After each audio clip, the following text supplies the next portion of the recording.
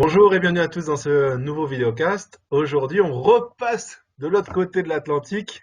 On repart voir nos amis canadiens et on rejoint Charles. Bonjour Charles. Bonjour Jean-Romain, merci pour l'invitation. Merci à toi d'avoir accepté l'invitation. Alors, pour tous les amis français qui ne te connaissent pas, est-ce que Charles, tu pourrais te présenter? Ben oui, bien entendu. Charles Leroux, je suis chiropraticien depuis 2004 et j'ai gradué de l'Université du Québec à Trois-Rivières. J'ai démarré mon propre bureau tout de suite après avoir gradué. Et puis, pour moi, ce qui peut être particulier, je ne sais pas si vos auditeurs ont déjà entendu plusieurs entrevues que tu as déjà faites dans le passé, mais ce qui est particulier avec moi, c'est que moi, je viens pas j'ai pas un passé chiropratique. Donc, j'ai l'impression d'avoir été conduit jusqu'à la chiropratique. J'avais aucune expérience chiropratique, je connaissais aucun chiropraticien ni étudiant chiropratique. Personne de mon entourage Mais alors, comment t'es n'avait arrivé à jamais. l'école alors? T'es allé chercher du pain le matin, t'as poussé la porte, t'es rentré, c'était l'école de Chiro. Je me suis T'as réveillé, voulu j'étais demander une dans un baguette, cours en de fait, t'as demandé le chiropratique. papier d'admission et tu t'es inscrit, non?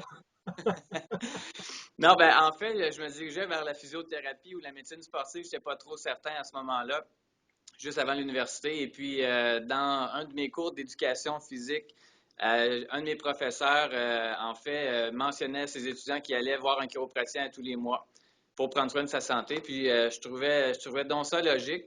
J'ai approfondi un petit peu mes recherches. Je suis allé visiter un chiropraticien qui venait tout juste de graduer de Trois-Rivières. Et je me suis pas posé de questions, je me suis tout de suite inscrit et puis voilà. Qu'est-ce qui, J'ai qu'est-ce qui a plein, fait, plein. qu'est-ce qui a fait le déclic? Qu'est-ce qui a créé le déclic quand t'allais voir Skiro?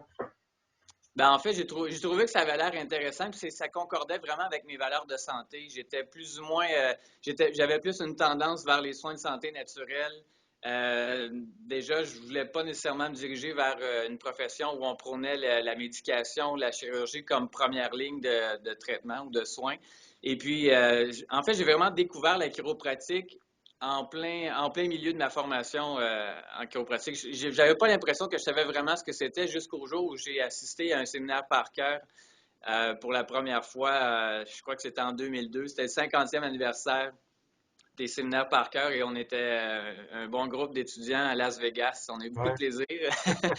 Mais aussi, c'est là que j'ai découvert vraiment tout le sens de la philosophie chiropratique, qui était beaucoup plus globale qu'une simple philosophie de santé. C'était vraiment une philosophie de vie, puis ça m'a vraiment frappé comme un éclair finalement. Et qui c'est tes mentors alors? Qui tu as pris comme exemple ou comme mentor sur ton chemin?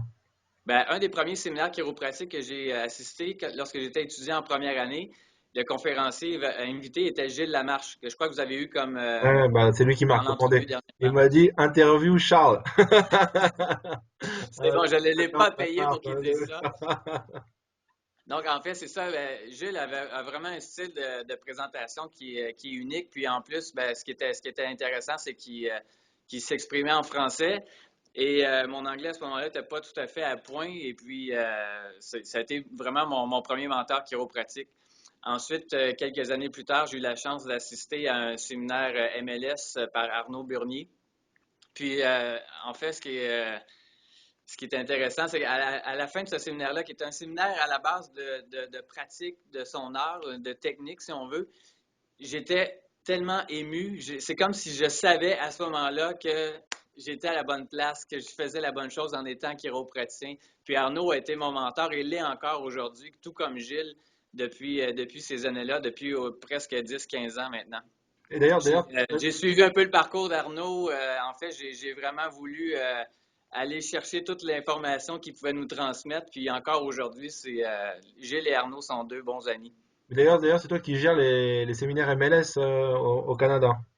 Oui, ben maintenant, en fait, c'est que Arnaud est en transition vers la prochaine étape de sa vie. Il veut se concentrer aussi sur d'autres types de séminaires. Puis pour ce qui est du premier MLS, parce qu'il y a plusieurs niveaux, le MLS 1, ben, parce que j'ai eu la chance de pouvoir l'assister à chaque fois qu'il venait ou presque à Trois-Rivières.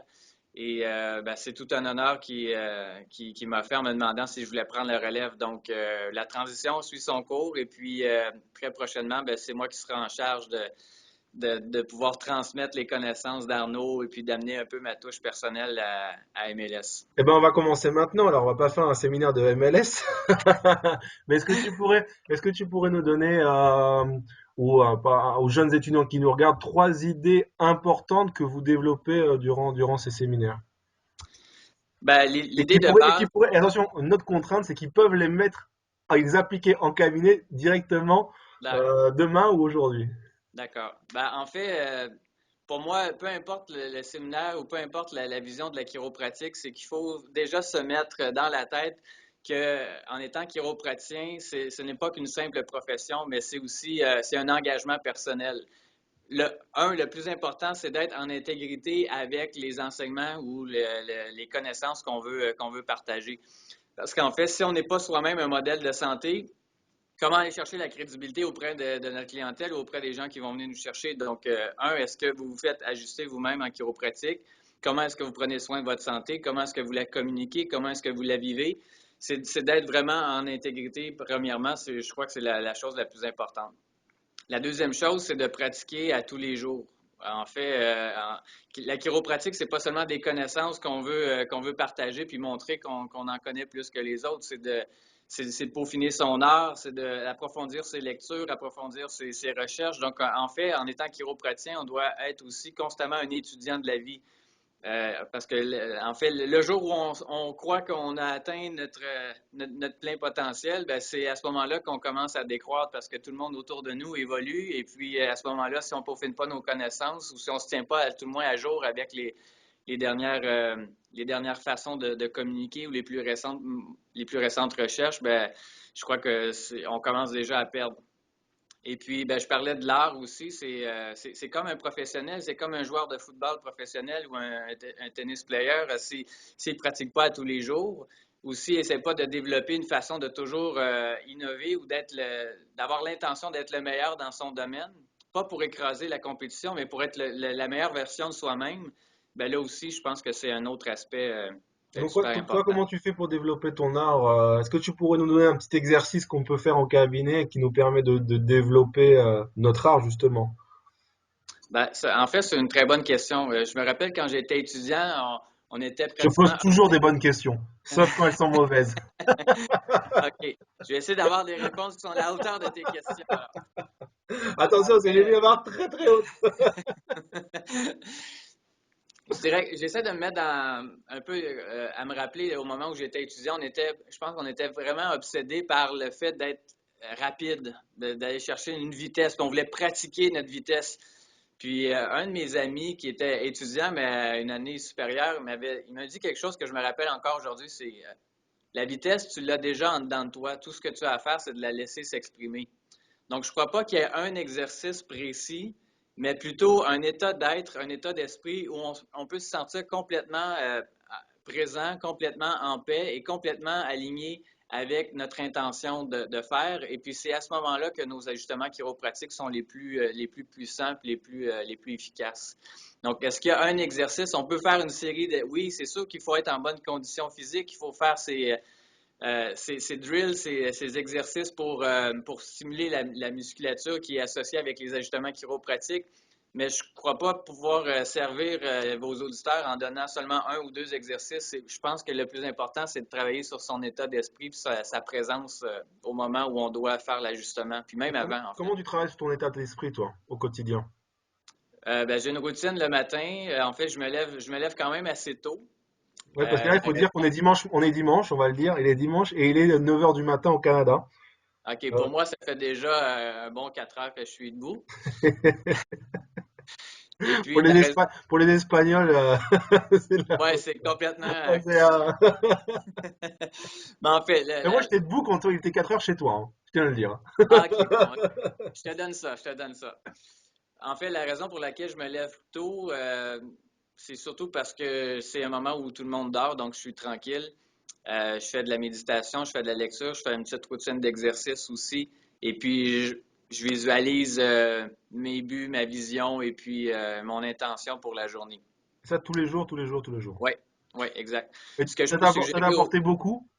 ben, énormément. Premièrement, un état de conscience nettement supérieur à celui que je pouvais avoir avant. Pas parce que j'étais nécessairement complètement déconnecté, mais disons, ça a été renforcé. Et aussi, ça me donne aussi une ligne directrice sur la direction que je veux que ma vie ait pour le futur. Hmm. Puis la raison pour laquelle je suggère ça, c'est justement en fait, le développement personnel pour moi, c'est quelque chose qui est hyper important. Et je crois qu'en étant chiropraticien, c'est de notre responsabilité aussi de prendre soin de soi en premier lieu. Et en étant mieux avec soi-même, en étant plus confiant, en ayant une certitude aussi qui est plus grande, bien, c'est de cette façon-là, entre autres, qu'on peut servir les gens aussi, puis être en meilleure position d'écoute et de communiquer ce que c'est la santé, ce que c'est la chiropratique, entre autres. Ouais, c'est une responsabilité d'être Oui, chiropracteur. oui, exact. Une Puis en responsabilité. fait, tout le monde, on peut transposer ce principe de responsabilité-là à tous les gens qui viennent nous consulter. Parce qu'en fait, en quelque sorte, notre degré de santé aujourd'hui, c'est le résultat de ce qui a été fait et de ce qui n'a pas été fait depuis des semaines, des mois, des années. Donc, c'est de notre responsabilité aussi de vouloir reprendre sa santé en main et puis d'utiliser tous les outils qui sont à notre disposition, dont les ajustements chiropratiques pour reprendre cette santé.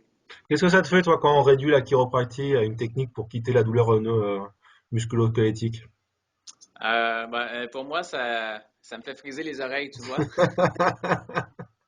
Non, sans blague, ça m'attriste beaucoup, en fait, parce que je trouve que c'est tellement réductionniste de penser que la chiropratique n'existe que pour traiter la douleur ou que pour traiter les douleurs musculo-squelettiques. Euh, Parce qu'en fait, le système nerveux contrôle tous les systèmes du corps. C'est une vérité fondamentale. Personne ne peut contester ça. Donc, si on prend soin de la colonne vertébrale et puis qu'on aide à renforcer ou à stimuler ou à libérer le fonctionnement du système nerveux, c'est clair que ça a un impact global sur tous les systèmes du corps. Pourquoi est-ce qu'on l'a amené à réduire aux douleurs musculo-squelettiques? C'est qu'on a voulu la publiciser, populariser la chiropratique comme ça parce que c'était peut-être la façon la plus simple et la plus facile d'attirer des gens dans notre bureau. Moi, je n'aime pas vraiment cette voie de facilité-là. C'est sûr qu'il faut accepter le fait que les gens souvent viennent nous consulter pour ce genre de trucs-là. Mais je parlais de responsabilité tout à l'heure, c'est notre responsabilité aussi de leur expliquer qu'il existe autre chose sous la surface de l'eau qu'une simple pointe d'un iceberg qui est là aussi. Donc, toi, t'es sorti en 2004 et donc t'as commencé directement à pratiquer en 2004. T'as Oui, monté ta propre clinique.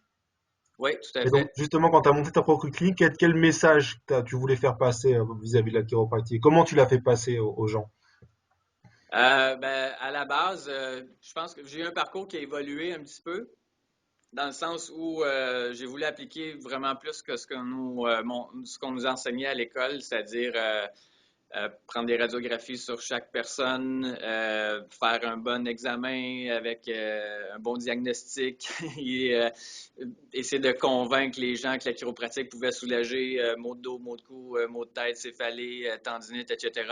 Mais en même temps, à l'intérieur de moi, il y avait quelque chose je sentais que je C'était n'étais pas parfaitement cohérent avec mes croyances. Puis même moi, personnellement, je consultais en chiropratique. Je me faisais ajuster par d'autres chiropraticiens ou des confrères pour un motif qui est une simple meilleure qualité de vie, une énergie renouvelée, à la limite une prévention, mais c'est pas nécessairement une prévention, mais c'est pour aider mon corps à mieux s'exprimer.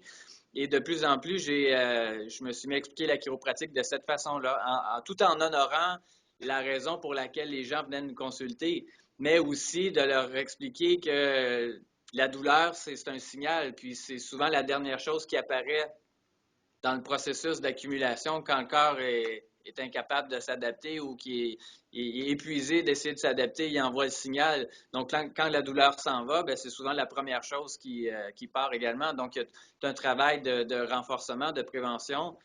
Et Puis les gens comment tu faisais l'éducation? Comment tu partageais l'information avec tes patients? Sous quelle forme? Premièrement, les deux premières visites sont primordiales, puis c'est souvent là où il y a beaucoup d'échanges, puis de réponses à des questions aussi que les gens puissent avoir aussi. Également, j'écris, et puis ça fait presque 10 ans, j'écris des articles à chaque semaine que les gens peuvent recevoir par courriel ou que les gens également peuvent prendre sur place, que je laissais plusieurs copies aussi également, puis on revenait sur ces articles-là. Puis en fait, Tu les as publiés dans un blog? Ou il faut s'inscrire sur le courriel de Ben, ton... vous allez voir le site drcharleroux.com. Voilà, je mettrai un lien en dessous. Oui, super. Et puis, tous les articles sont là. Puis en même temps aussi, ben, je variais un peu les sujets. Donc, je parle toujours un peu de chiropratique puis de système nerveux à travers toutes les chroniques, mais souvent le sujet est plus orienté sur la nutrition, l'attitude, la gestion de stress, le sommeil, l'exercice, l'activité physique, le système immunitaire, les enfants et la chiropratique. Donc, c'est une façon aussi, parce que les gens sont intéressés, ne sont pas nécessairement intéressés à la chiropratique, sont intéressés à avoir une meilleure santé, sont intéressés à avoir plus d'énergie, à avoir des stratégies pour diminuer le stress. Donc, c'est par cette avenue-là où je pouvais intégrer la chiropratique.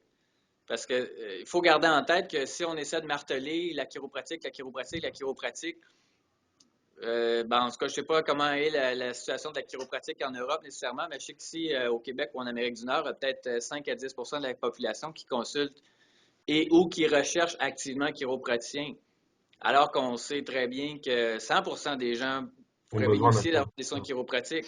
Donc, c'est comment amener la chiropratique à ces gens-là? Ben, c'est en parlant de sujets qui les intéressent. Et puis, Donc tu recommandes aux jeunes étudiants et aux jeunes confrères d'écrire. Ça fait beaucoup de bien d'écrire et de synthétiser tes connaissances oui, pour tout les à petits fait. articles. D'écrire, de faire des conférences aussi, d'aller vérifier, d'aller voir dans votre communauté les organisations, les groupes sociaux ou peu importe les équipes sportives, les groupes communautaires qui peuvent bénéficier d'avoir ces renseignements-là, qui ne méritent pas d'avoir une meilleure santé, donc, qui pourrait avoir des meilleures techniques pour avoir une meilleure posture, puis d'intégrer ensuite la chiropratique. Pour moi, j'explique la chiropratique d'une façon, à mon sens, qui est logique. Je Tiens, dis bah, pas que vas-y, on y va. Comment tu l'expliques à un patient, là, par exemple? Imagine, je ben, suis un patient. Bonjour, docteur Charles Leroux. Enchanté. J'ai mal au cou. Qu'est-ce que vous pouvez faire pour moi? en premier lieu, c'est sûr que je vais poser des questions à la personne, à savoir, un, selon elle, quelles sont les causes ou quelles sont les raisons qui ont pu amener ça, quels sont ses objectifs de santé, tout ça, puis pour lui expliquer, Tu l'as fait réfléchir sur son problème. Au lieu de lui dire, bah ouais, voilà, ça, mon diagnostic, c'est parce que vous avez une douleur de cou, parce que vous avez une trigger point du scalène ou je sais pas quoi. Tu vas lui dire pourquoi vous pensez que vous avez ça. ouais, c'est ça. Mm. Ben, en fait, ce que je vais expliquer aussi, c'est que la raison pour laquelle les gens viennent nous voir souvent, c'est oui, je comprends que c'est pour enlever une douleur, quoi que ce soit. Notre rôle en tant que chiropraticien, c'est de vérifier au niveau de la colonne vertébrale. Pas parce que c'est le dos ou le cou, mais parce que la colonne vertébrale protège le système nerveux. Puis là, je monte avec la colonne vertébrale, le schéma et tout. Bon, s'il y a deux vertèbres dont le mouvement se fait moins bien, ou s'il y a, il y a un léger déplacement ou une tension qui peut être présente, bien, ça peut interférer avec la circulation dans le système nerveux. Donc, notre rôle, c'est de détecter ce qu'on appelle une subluxation vertébrale. Je ne leur demande pas nécessairement de retenir le nom, mais en tout cas, une subluxation, ce que c'est justement une interférence dans la circulation de cette énergie vitale-là.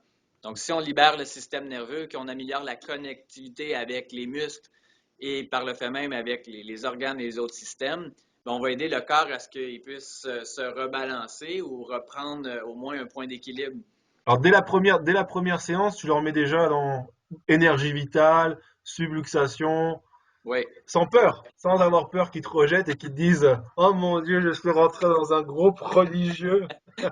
Ben, en même temps, je leur fais souvent des petites blagues dans le sens où la chiropratique, c'est pas une religion parce que qu'on y croit ou qu'on n'y croit pas, ça fonctionne. C'est Comme une comme de réalité. dire que je ne crois pas à la gravité. Ben, on va essayer de se lancer en bas d'un building. Le résultat va peut-être être, plus fort que ce qu'on peut croire. Donc, en fait, pour moi, ça fait du sens. Puis, je suis en même temps très à l'aise de dire avec les gens, si vous croyez que je ne suis pas la bonne personne pour vous, ou si vous pensez être mieux servi ailleurs que par moi, ou si ce n'est pas ce que vous recherchez, bien, il n'y a pas de problème. J'ai d'autres professionnels dans d'autres domaines que je peux vous référer qui pourront vous aider à vous soulager temporairement. Mais si vous souhaitez prendre votre santé en main puis faire en sorte qu'on puisse éviter les rechutes et améliorer votre qualité de vie, votre santé globale, ben, je peux vous garantir que la chiropratique peut être un excellent outil à avoir dans votre coffre. C'est sûr que la chiropratique, ce n'est pas tout. Il faut aussi bien manger, bien bouger, s'occuper de son attitude et bien se reposer. Mais sans un système nerveux qui fonctionne à 100%, il va falloir travailler beaucoup plus fort sur les autres aspects, les autres habitudes de vie pour essayer d'avoir un résultat qui est similaire. La chiropratique n'est pas là pour remplacer les autres professions de la santé ou les autres habitudes de vie. Par contre, tout le monde doit avoir un système nerveux qui est bien dégagé pour fonctionner à son 100%. Et ben, ça donne que la chiropratique, c'est la profession dont la préoccupation principale, c'est le fonctionnement du système nerveux. Donc, c'est d'expliquer les choses pour que ça soit logique. Logique, Les ouais. gens n'ont pas besoin de la chiropratique, mais les gens ont besoin d'un système nerveux qui est libre et dégagé, d'une colonne vertébrale qui est entretenue, qui fonctionne à 100%.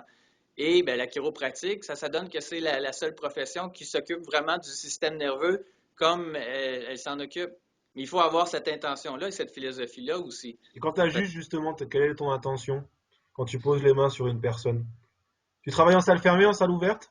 Je travaille en salle ouverte. J'utilise une approche qui est, c'est BGI, qui est le Ouais. petit cousin de Network, je Ouais. pense que tu connais. Ouais. Et puis aussi, ben, étant donné qu'Arnaud, ça a été, c'est mon mentor, je fais un mélange là, d'approche structurelle et tonale. Ok. Je veux dire que j'ai développé un peu la technique Charles. Bientôt le séminaire, la technique Charles. Bientôt, bientôt. Donc, en fait, oui, je pratique en salle ouverte. Qu'est-ce que ça t'a changé, toi, de pratiquer t'as pratiqué en salle fermée avant? T'as fait un peu des deux ou? Ben, notre internat à l'université, c'est des salles fermées. Quand j'ai ouvert mon bureau, c'était semi-fermé, c'est-à-dire qu'il y avait des demi-murs qui séparaient les tables. Et puis, Et un jour, j'ai t'en as eu eu marre, t'as avec un marteau. Non, ben, bang! Non, mieux que ça, c'est que pour faire une longue histoire courte, mes propriétaires m'ont relocalisé dans un autre local, puis ils ont tout rénové à leurs frais pour me convaincre de déménager. Puis Ouais. à ce moment-là, ben, je me suis lancé, je me suis dit, ça y est, bon, salle ouverte, et puis advienne que pourra. Qu'est-ce que ça t'a changé, toi? Qu'est-ce que tu apprécies dans la salle ouverte? J'adore. J'adore parce que, les gens ont des conversations à un autre niveau. Tu sais, on ne va pas nécessairement parler de la météo, des résultats sportifs ou du gouvernement. On se concentre vraiment sur la santé. Et puis aussi, ça fait en sorte que les gens respectent l'espace, respectent le moment, respectent le lieu. C'est-à-dire qu'il peut y avoir plusieurs personnes en même temps dans la salle, mais ça reste très, très calme, très silencieux. Puis ça fait aussi un esprit assez intéressant parce que les gens qui sont couchés sur les autres tables pendant que j'ajuste une personne, ben ça m'est déjà arrivé qu'une personne me mentionne qu'elle commençait à ressentir des choses, même si j'étais pas physiquement Ouais, c'est avec fou, hein. elle ou à Ouais. côté d'elle. Puis tous les gestes, tout mon parcours ne fait que renforcer ma conviction sur la chiropratique. Alors bon, je vais te poser une question, je vais me faire un peu l'avocat du diable. Moi aussi, je travaille en salle ouverte, hein. Donc, Ouais. mais tu penses pas que c'est un manque de prix les gens n'ont pas leur moment privé avec toi et que c'est un manque de professionnalisme de travailler en salle ouverte?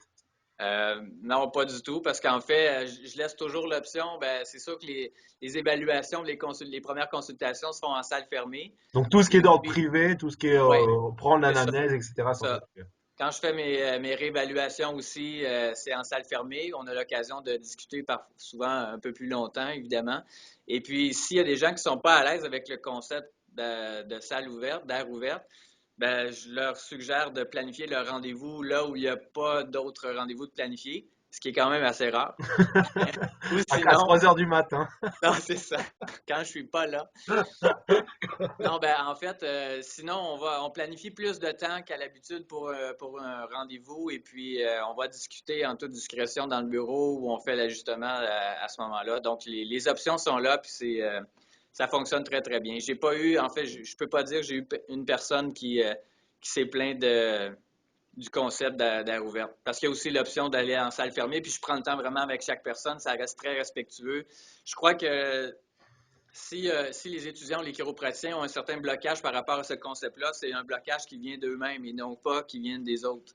Puis en projetant cette crainte-là, comme n'importe quoi dans la vie, si on projette quelque chose à l'extérieur, on finit par l'attirer, puis on finit par voir que ça. Donc Tout à fait d'accord avec toi. c'est d'en être conscient tout simplement. Est-ce que d'où vient la limitation? Non, non, je suis d'accord avec toi. Moi, ça fait des années que je travaille en salle ouverte et j'ai pas eu non plus un patient qui est venu se plaindre Ouais. qu'il était en salle ouverte. Et d'ailleurs, comme tu dis, toi, il y a des patients. Moi, je travaille en salle ouverte, puis je travaille en network. Donc, les gens ressentent ce qui se passe avec les autres et il y a une Ouais. synchronisation. C'est comme les jeunes filles dans les internats qui ont les règles tous en même temps. Mais c'est comme, c'est un, un Pas exemple sûr que je peux parler de ça C'est un super ici, hein? exemple, je sais, mais c'est comme les poissons, les oiseaux Oui, qui au j'aime même cet moment exemple-là. tournent. Hein, c'est incroyable ça. Oui, Ça m'a toujours tout à épaté. fait. Donc nous sommes des poissons, La conscience collective. la conscience collective, tout à fait. D'accord. Et comment tu vois l'avenir de notre profession? Parce que toi, tu as commencé quand même pas mal de choses avec Bibi, non? Les bébés Ouais, du baby. Québec. Parle-nous un peu de ce En anglais, projet-là. Babies du Québec, BB Bébé. apostrophe S. En fait, c'est l'abréviation de Brown Baggers qui vient en fait des séminaires par cœur. Les séminaires par cœur avaient plusieurs cellules régionales un peu partout en Amérique du Nord. Puis celle du Québec, c'est la seule qui survit, un peu comme le village gaulois dans Astérix, là, envers et contre tous. Manger les sangliers. Oui, c'est si on C'est de la veut, potion magique. après le séminaire. Ben, mon objectif en m'impliquant avec autant que les séminaires MLS, avec les BBs ou avec notre nouveau projet pour les étudiants, les chiropraticiens, en fait, le but, c'est de faire en sorte que la chiropratique vitalistique puisse survivre, si on veut, et non seulement survivre, mais s'exprimer puis prendre la place qu'elle devrait prendre comme elle aurait toujours dû prendre. Si tu me poses la question comment moi je vois le futur de la chiropratique, ben si Attends, j'ai attends, attends. Charles, comment tu vois le futur de la chiropractique? C'est ça. Tu fais bien de la poser pour la deuxième fois. Je n'avais pas répondu la première fois. Donc, pour la deuxième fois, comment je peux répondre? La chiropratique je crois qu'elle est à un tournant présentement. S'il n'y a rien qui est fait, j'ai bien peur que la chiropratique, s'il n'y a rien qui se passe, que d'ici quelques années ou quelques dizaines d'années, qu'elle va être complètement assimilée par la vision médicale thérapeutique. Et c'est ce qui me fait un peu peur. D'un autre côté, j'ai toujours eu la conviction personnelle que j'étais à la bonne place à faire la bonne chose, à faire la bonne action et que je n'étais pas seul à être comme ça. Donc, j'ai confiance que, en fait, la philosophie vitalistique ne va jamais mourir. Et est-ce que la chiropratique va être la profession de choix pour ce mode vitalistique-là? Je ne sais pas. Mais disons qu'en ce moment, j'essaie de faire tout ce qui est dans mon pouvoir pour avoir cette mission-là en moi avec les séminaires Babies, avec MLS, avec tout ce qui est au niveau développement personnel, développement chiropratique, inspirer les étudiants, les jeunes chiropraticiens à adopter ce mode de pratique-là. Si c'est ce qui leur convient toujours, parce faut être en intégrité. Je peux pas imposer ce mode de pensée-là à tout le monde. Mais les gens, comme je le disais tout à l'heure, les gens sont un peu désespérés ou ils sont tannés de prendre des médicaments ou ils recherchent d'autres options qui n'existent pas nécessairement. Donc, ou qui ne sont pas aussi vues ou publicisées C'est vrai que qu'il y a un toutes les mouvement, approches il y a un thérapeutiques. mouvement de chiro canadiens qui veulent introduire les médicaments qui veulent donner le droit aux chiropraticiens de prescrire des médicaments. C'est vrai ça? Ben, au Québec, je ne sais pas. Peut-être que c'est en train de se préparer sans que je m'en rende compte. Mais je sais qu'il y a Yes, c'est affreux! je sais qu'il y a d'autres provinces au Canada où une loi a passé où on pouvait maintenant prescrire de la médication. Il y a plusieurs États américains aussi où on peut permettre la prescription de médicaments et la pratique de chirurgie mineure. Ce qui, à mon sens, En fait, comme des ostéos, c'est pas ce qu'ils font déjà les ostéos aux États-Unis? ouais, ben, la profession ostéopathique aux États-Unis n'existe Ils plus font en pas soi. ils font pas des petites chirurgies aussi Oui, en fait, ce sont maintenant des médecins qui pratiquent des manipulations ou qui font d'autres trucs qui n'ont rien à voir avec l'essence pure de l'ostéo. Comme la chiropratique, c'est pour ça, en fait, si on ne fait pas attention, la chiropratique pourrait mourir ou être complètement dénaturée au point de ne plus être de la chiropratique. Ouais. Mais je crois que c'est notre devoir, notre responsabilité. S'il y a quelque chose qui nous interpelle en soi, de collaborer à ce mouvement-là ou de créer des choses ou de se rassembler. Parce que, en fait, le danger qui nous guette, c'est que si chaque personne qui a une philosophie vitalistique reste isolée et ne transmet pas son savoir ou son inspiration ou sa mission, ben c'est comme ça que ça risque d'être Ouais, complètement assimilé. ouais, phagocyté, ouais. Alors tu m'as fait manipulation comme ça. Euh, C'est quoi la différence entre un ajustement et une manipulation? Pourquoi tu manipules pas, toi? T'ajustes ou tu Non. manipules? Ouais. Ben, j'aime pas ça me faire manipuler, hein, dans tous les sens du terme. Qui aime se faire manipuler? Tout à fait. Je me rappelle pas qui disait ça. Je pense que c'est Arnaud ou Gilles. Si ajustement et manipulation étaient la même chose, il n'y aurait pas deux mots qui Ah, est différent. C'est deux mots complètement distincts. Une manipulation, un ajustement pour moi, c'est rapide, c'est précis, en anglais on dit un fine tuning, un ajustement. Une manipulation, c'est pour moi c'est quelque chose de plus large, puis à la limite c'est une connotation négative pour moi une manipulation versus un ajustement. Parce qu'en fait un ajustement c'est pas pour corriger quelque chose qui ne fonctionne pas bien, c'est pour améliorer quelque chose qui fonctionne déjà bien mais qui pourrait encore mieux fonctionner. C'est ça un hmm. ajustement pour moi. J'aime bien cette définition. C'est une belle définition. Moi, je dis que je manipule que les sacs à patates. Ouais. C'est une très bonne idée. Pas Et plus. alors justement, je me fais encore la haute cas du diable, mais beaucoup de gens disent oui, mais il faut changer notre façon de dire les mots, enfin, il faut changer notre vocabulaire parce qu'il faut nous faire mieux comprendre des médecins, il faut arriver à collaborer avec les autres professionnels, donc changeons notre vocabulaire et utilisons le vocabulaire que tout le monde utilise pour se faire mieux comprendre. Qu'est-ce que tu Et, penses de ça? ben, quel genre de vocabulaire tu veux Bah dire? justement, d'enlever justement, de parler de Ah, OK. manipulation, on parle pas de subluxation, on parle de dérangement vertébral mineur, tu vois ce Ouais. que je veux dire? Donc juste pour faire mieux comprendre les médecins. Qu'est-ce que tu penses toi de vouloir de tout faire au maximum pour être ami avec les médecins et être bien vu par les médecins? Ben, je pense que c'est une subluxation entre les deux oreilles. Je sais pas si je devrais dire ça, mais en fait, je vais le dire, là. C'est un peu de se prostituer, je dirais. En fait, faut que j'explique, là, hein. En fait, Ah, je t'ai mis dans la panade, hein? Je t'ai mis dans la parce panade expression. au même moment où je l'ai dit, je dis, merde, je viens de dire ça. Non, ben en fait, sans blague, oui, c'est vrai, c'est comme se prostituer pour essayer de se faire aimer, de se faire accepter. Pourquoi, à quel point est-ce qu'on veut se faire aimer, se faire accepter en ne disant pas ce qu'on fait? Je me dis, pourquoi est-ce qu'on ne prend pas le temps d'avoir une conversation honnête, puis d'écouter, oui, l'autre personne? Le but, c'est pas de marteler notre philosophie, puis d'essayer de la faire entrer dans la tête des autres, mais c'est, OK, toi, tu fais ça, moi, c'est ce que je fais. Les chiropraticiens ne sont pas là pour remplacer les médecins, ni les physiothérapeutes ou les ostéos. C'est quelque chose qui est complètement distinct. La chiropratique, c'est d'améliorer la circulation du système nerveux ou c'est d'aider la personne à être plus en vie, à être plus en santé.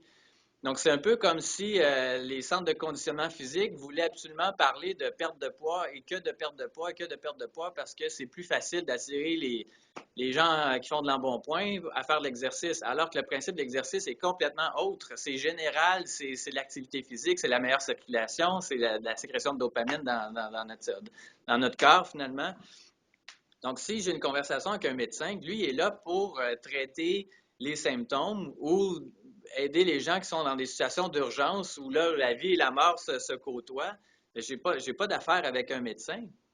Donc, pourquoi est-ce que je voudrais utiliser son langage à lui? Non seulement ce que ça va faire, c'est que je ne me ferai pas accepter plus par ce médecin-là, mais lui, il va avoir l'impression que je vais voler son Ouais, boulot. son travail, hein. Donc, mon rôle, c'est pas de traiter les symptômes.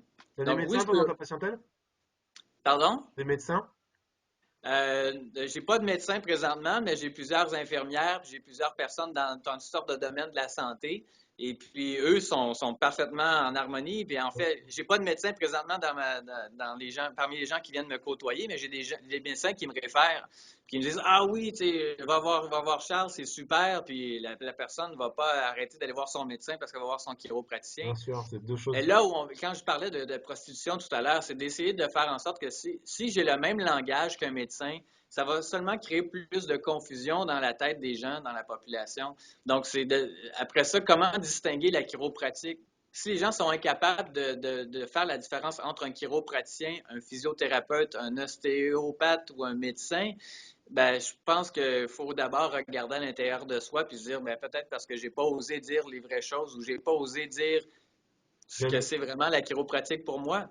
Parce que mon but, c'est pas de désengorger les hôpitaux, c'est d'aider les gens à être en meilleure santé et pour faire en sorte qu'ils n'aient pas à se rendre dans les hôpitaux. Mais c'est sûr Question de qu'il n'y a prix. pas que la chiropratique, donc il y a aussi une responsabilité d'enseigner les principes de vie ou comment voir sa santé ou comment prendre soin de sa santé aussi. En tant que docteur, en tant qu'enseignant, dans le Exact, sens noble exactement. du mot docteur. Super, Charles. Bah écoute, on a fait On a tout vu. On a parlé de tout, on a tout vu, Tout. on a bien profité. Est-ce que tu as quelque chose que tu voudrais rajouter, un mot de la fin?